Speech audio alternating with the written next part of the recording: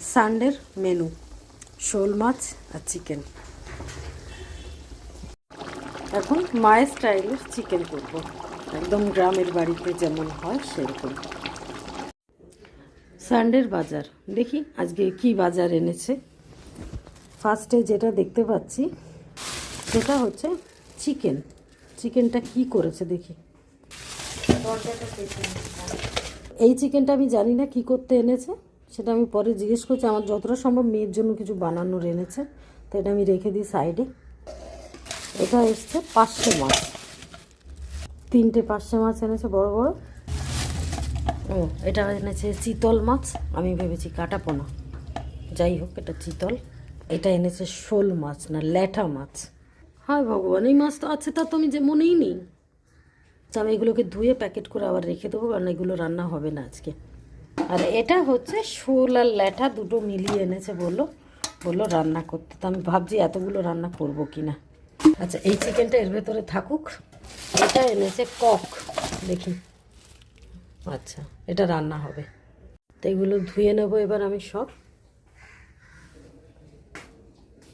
আমি মাছটাকে নুন হলুদ মাখিয়ে খুব ভালো করে ভেজে নিয়েছি।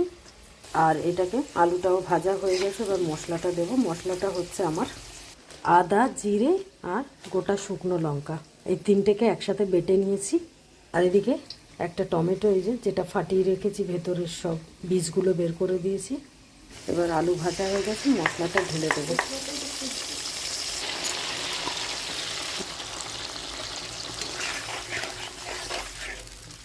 হলুদ, আমি আলু ভাজার সময় নুন দিয়েছি, ওই জন্য কম নুন দেবো।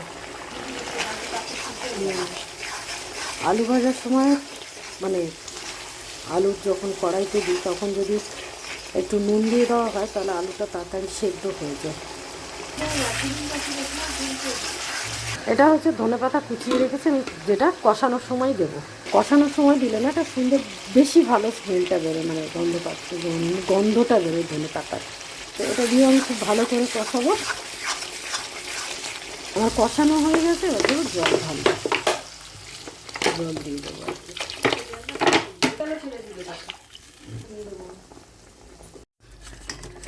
এবার মাছগুলো দিয়ে একটু ফুল দিয়ে নামিয়ে দেবো।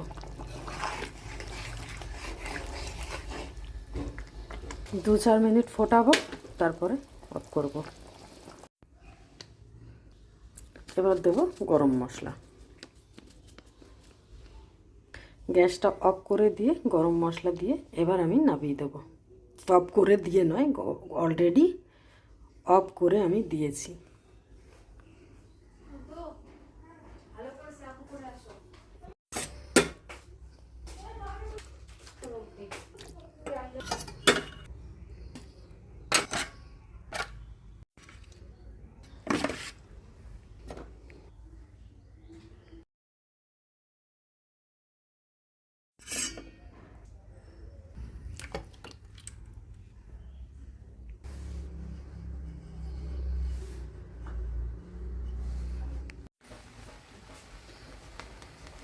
এবার হবে চিকেন।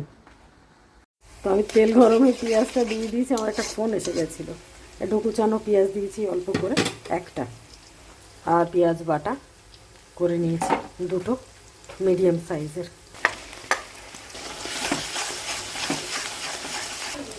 স্বাদ অনুযায়ী ঝাল, হলুদ, আদা রসুনের পেস্ট,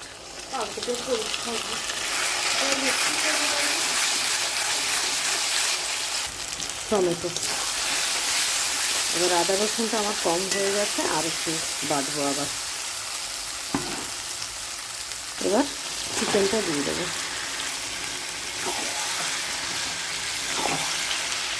স্বাদ অনুযায়ী নুন, এক হাতে না খুব প্রবলেম হয়।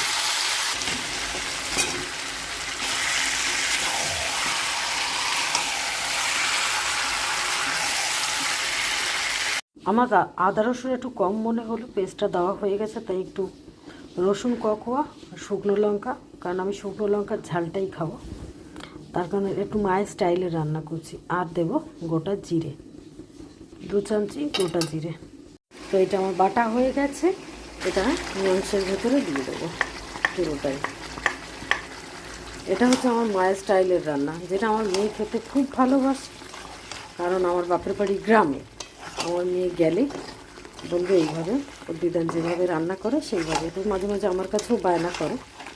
তো আজকে ভাবলাম ঠিক আছে, এটা তো সেই গড়ান মুরগি না কি মুরগি বলে না কক, তো সেই আজ আমি রান্না করছি। তো ভাবলাম মায়ের তো স্টাইলেই করে নিয়ে ভালো খাবে। এবার একটু চাপা দিয়ে রাখবো। এবার একটা গোটা রসুন দিয়ে দেবো। মানে এটা আমার ছোটো বোনের বাড়িতে গিয়ে খুব খায়। সেটা হচ্ছে মেয়ে না, মেয়ের বাবা। তো আমার মেয়ে এই রান্নাটা দেখে খুব খুশি।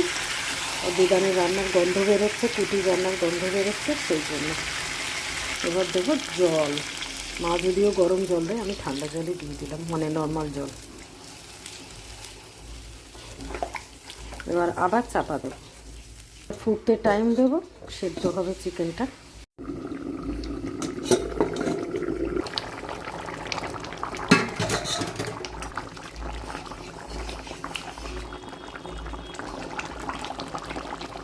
তো আমার রান্না কমপ্লিট, গরম মশলা দিয়ে নামিয়ে দেবো।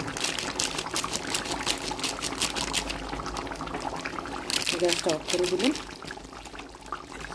না হলে অনেকটা শুকিয়ে যাবে, সেই কারণে। বাবা,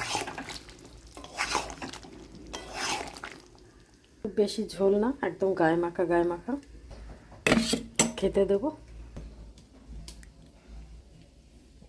সবাই সবার একটু পাশে থাকবেন, লাইক কমেন্ট শেয়ারটা করবেন।